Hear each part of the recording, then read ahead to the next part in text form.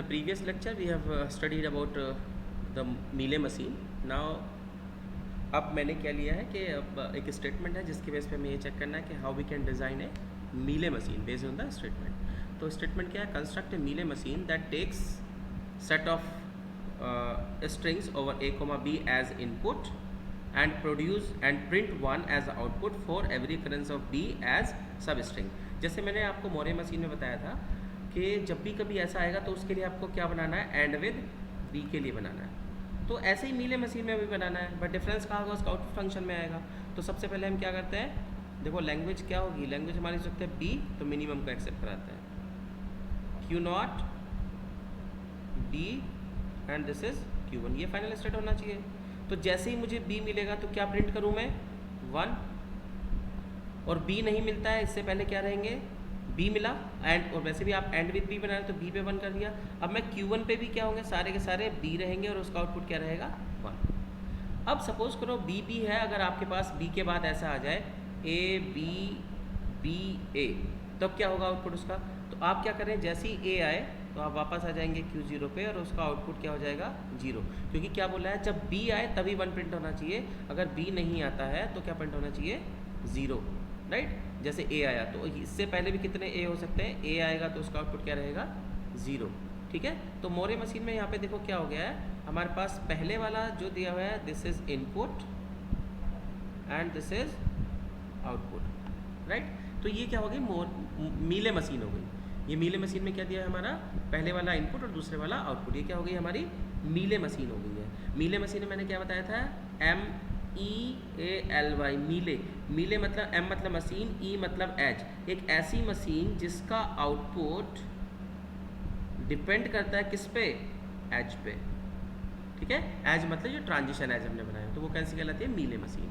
Right. आपको ये थोड़ा शॉर्टकट ध्यान रखना है ताकि आप कंफ्यूज ना हो कि आउटपुट किसका किसके साथ एसोसिएट रहेगा. अब देखते हैं ट्रांजिशन टेबल क्या होगी इसकी. देखो ट्रांजिशन टेबल में क्या होगा, ये it is little bit different from Moore machine. यहाँ पे क्या होगा? पहले ए इनपुट पहले वाला और उसका आउटपुट, फिर बी इनपुट और उसका आउटपुट. राइट.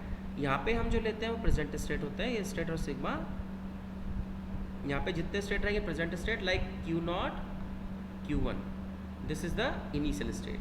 राइट. अब Q0 के A इनपुट करने पे आप कहाँ जाते हैं? Q0 present state present input और उसका आउटपुट क्या एसोसिएट है उसके साथ? 0. Q0 के B इनपुट करने पे आप कहाँ जा रहे हैं? Q1 present state present input symbol, you are reaching to next state Q1 and output is associated with B is 1. Right. Then Q1 के A इनपुट करने पे Q0 और आउटपुट क्या एसोसिएट है? 0. Q1 के B इनपुट करने पे Q1 है और आउटपुट क्या एसोसिएट है? 1.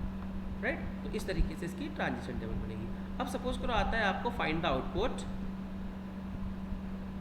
Find the output for the string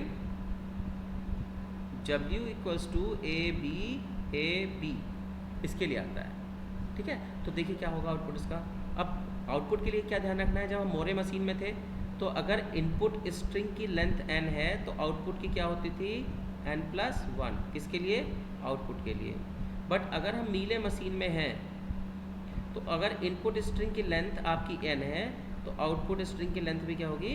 n ही होगी. समझ में आया? यहाँ पे एक ज़्यादा नहीं होगा. वहाँ पे ज़्यादा आने का रीज़न क्या था? क्योंकि वहाँ पे आउटपुट आपका एसोसिएट था स्टेट के साथ, तो बिना कुछ इनपुट किए भी आपको आउटपुट प्रोड्यूस हो रहा था. अब देखो कैसे प्रोसेस करेंगे. ट्रांजिशन फंक्शन Q0 पे A इनपुट किया तो we are reaching to Q0. ये तो ट्रांजिशन हो गया. अब आउटपुट कैसे आएगा? आउटपुट को हम रिप्रेजेंट करेंगे ऐसे Q0 A. Q0 स्टेट पे A इनपुट करने पे आउटपुट क्या है? 0. सिमिलरली Q0 पे हमने क्या इनपुट किया? B and we are reaching to Q1 and output will be क्या हो जाएगा? ट्रांजिशन Q0 पे B और Q0 पे B इनपुट करने के बाद हम Q1 पे जा रहे हैं बट उसका आउटपुट क्या है? 1 है. नेक्स्ट इनपुट सिंबल क्या हो जाएगा? Q1 क्योंकि प्रेजेंट अब नेक्स्ट स्टेट ये हो जाती है. Q1 पे क्या इनपुट किया? A और Q1 के A इनपुट करने पे हम कहाँ जाते हैं? Q0. देन क्या हो जाएगा? Q1 का A इनपुट करने पे आउटपुट क्या है? 0।